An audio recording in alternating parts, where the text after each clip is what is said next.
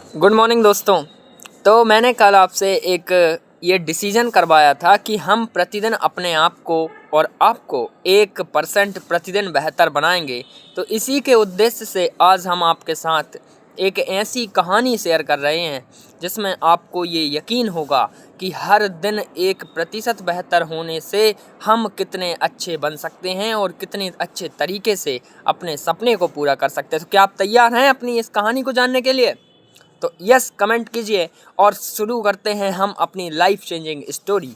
तो इसमें सबसे पहले मैं आपको ये बताना चाहता हूँ कि देखिए, हम प्रतिदिन 1% अगर बेहतर होंगे तो किस तरह से हम अपनी लाइफ को पूरी तरह से ट्रांसफॉर्म कर सकते हैं। तो देखिए, अगर एक पत्थर पर पानी की बूंद एक बार गिरती है तो क्या कुछ असर होता है? आंसर है नहीं होता। एक बूंद पत्थर पर एक बार और गिरती है तो क्या असर होता है? आंसर है नहीं होता। लेकिन अगर वही बूंद पत्थर पर बार बार बार बार 1000 बार गिरती रहे तो क्या होगा? पत्थर में छेद हो जाता है। तो आप खुद समझ सकते हैं कि प्रतिदिन बार बार कोशिश करने से, बार बार कंसिस्टेंसी के साथ काम करने से हम अपनी ज़िंदगी को बदल सकते हैं। तो ऐसी ही ज़िंदगी हम आज बदलना शुरू करते हैं। चलिए, मैं आपके साथ एक कहानी शेयर करता हूँ। एक गांव में एक लड़का रहता था जो कि बहुत ही पढ़ने वाला इंसान था और उसका एक दोस्त भी था। दोनों बहुत अच्छी तरीके से पढ़ाई करते थे। दोनों शहर की तरफ चले जाते हैं पढ़ाई करने के लिए। लेकिन एक ट्विस्ट की बात मैं आपको यहाँ पर शेयर करता हूँ कि एक लड़का अलग जाता है और एक लड़का अलग जाता है, मतलब दोनों अलग अलग जगह रहकर पढ़ाई करने लगते हैं। तो एक लड़का ऐसा था जो समझदार लड़का था, उसे गंदी चीज़ों की आदतें लग जाती हैं। वो अपने समय की कद्र नहीं करता, दिन भर टीवी देखता रहता है, दिन भर रील्स स्क्रॉल करता रहता है और ऐसे ऐसे करते करते लगभग 6 महीने बीत जाते हैं। और 6 महीने के बाद उसके एक फ्रेंड का कॉल आता है कि हेलो मोहन, मैं सफल हो गया हूँ, मेरी जॉब लग गई है। तो ये जो मोहन था बहुत ज़्यादा परेशान हो जाता है कि आखिर मैंने ये क्या किया, और अपने आप को कोसने लगता है, अपने आप को बहुत ज़्यादा कोसने लगता है। तो ऐसे ही करते करते वो एक दिन निराश होकर नदी के किनारे जा रहा था। वहीं पर एक साधु जी बैठे हुए थे। वो साधु जी के पैरों में गिर जाता है और गिड़गिड़ाने लगता है कि हे साधु जी, मुझे आप कुछ ऐसा तरीका बताइए जिससे मैं सफल हो सकूं। और ये सारी कहानी वो साधु जी को सुना देता है कि हम दो दोस्त थे, एक साथ पढ़ने के लिए आए थे, लेकिन वो सफल हो गया। मैंने ये सारी कहानी वो साधु जी को सुना देता है। तो साधु जी कहते हैं, मोहन बेटा बैठो, मैं तुम्हें कुछ समझाता हूँ। तो साधु जी उसको वहीं पर बैठा करके एक कहानी सुनाते हैं। वो कहते हैं कि एक एक राज्य था जहाँ पर एक राजा रहता था और उसी के राज्य में कुछ भिखारी भी रहते थे। और एक भिखारी था जो अपनी पत्नी के साथ उनके गांव और उसके राज्य में रहता था। तो एक दिन की बात है, वो भिखारी राजा के दरबार में आता है और कहता है कि हे राजा जी, मैं बहुत ही बीमार हो गया हूँ, मेरा खर्चा चलाने के लिए मेरे पास पैसे नहीं हैं, तो क्या आप मेरी कुछ मदद कर सकते हैं? राजा जी उससे कहते हैं कि आप एक काम कीजिए, कल मैं आपके लिए एक बेहतर तरीके से एक डिस्काउंट दे रहा हूँ कि मैं यहाँ पर सोने का एक पूरा ढेर लगा दूँगा, आप दिन में जितना चाहें ले जा सकते हैं।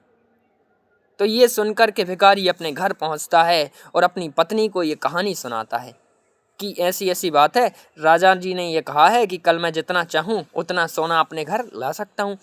तो घर पहुँचने के बाद भिखारी शाम को घर पहुँचता है और घर सो जाता है। तो इसके बाद होता ये है कि सुबह जैसे ही जागता है भिखारी, तो वो पहुँच जाता है। वो जागता है तो उसकी पत्नी कहती है, आप जल्दी जल्दी कीजिए, वो खाना खा रहा होता है, जल्दी जल्दी कीजिए, आपको सोना भी तो लाना है। लेकिन वो भिखारी आराम आराम से स्लोली स्लोली धीरे धीरे खाना खा रहा है। फिर इसके बाद उस भिखारी को थोड़ी सी नींद आने लगती है। वो सोचता है कि थोड़ा सा आराम कर लेता हूँ, इसके बाद मैं सोना लेने के लिए चला जाऊँगा। लेकिन उसकी पत्नी बहुत ही परेशान हो जाती है कि ये क्या कर रहे हैं, राजा जी ने एक ही दिन का तो समय दिया है, लेकिन ये कुछ समझ ही नहीं रहे हैं। तो इसके बाद होता ये है, आगे मैं आपको और शेयर करता हूँ। देखिए, आगे ये होता है कि वो नींद लग जाती है उस भिखारी की और 2 घंटे के बाद खुलती है। इतने में दोपहर हो चुकी थी, 11 बज चुके थे। तो अब 11 बज चुके थे। अब इसके बाद और इंटरेस्टिंग चीज़ कि जो वो भिखारी था वो धीरे धीरे तैयार होता है राजा जी के लिए जाने के लिए, लेकिन उसकी पत्नी बहुत जल्दी में थी। पत्नी कहती है कि आप जल्दी कीजिए। वो कह रहा है जा तो रहा हूँ, थोड़ा सा आराम कर लूँ, फिर उसके बाद कर लूँ। फिर इसके बाद उसे पता चलता है कि 12 बज चुके हैं। फिर वो दौड़ता दौड़ता राजा जी के महल के पास जाता है, लेकिन बीच रास्ते में थक जाता है और एक पेड़ के नीचे बैठ करके थोड़ा विश्राम करने लगता है। इतने में ठंडी ठंडी हवा चल रही थी, उसका शरीर पूरा पसीने से भीगा हुआ था। तो इतने में उसकी नींद लग जाती है और नींद खुलती है 4-5 घंटे के बाद। इतने में सूरज डूबने वाला था। अब राजा जी की शर्त ये थी कि तुम सूरज डूबने से पहले जितना चाहे ले जा सकते हो, लेकिन भिखारी की नींद खुलती है 5:30-6 बजे के समथिंग, जब तक सूरज डूबने ही वाला था। ठंड का मौसम था तो सूरज जल्दी डूब जाता है। तो आखिरी किरण थी। भिखारी दौड़ता दौड़ता गिरते पड़ते जा रहा है। जाते जाते उसे कई चोटें लग जाती हैं, लेकिन आखिरी सूरज की आखिरी किरण तक वो दरवाजे पर पहुंचता है। वहां पर राजा जी के जो सैनिक थे वो दरवाजे को बंद कर रहे होते हैं, लेकिन वो सैनिक से कहता है भाई मुझे खोल दो, राजा जी ने मुझे बुलाया था, मुझे सोना ले जाने के लिए जाना है। लेकिन कोई उसकी बात नहीं सुनता। इसके बाद वो वहीं पर निराश हो जाता है।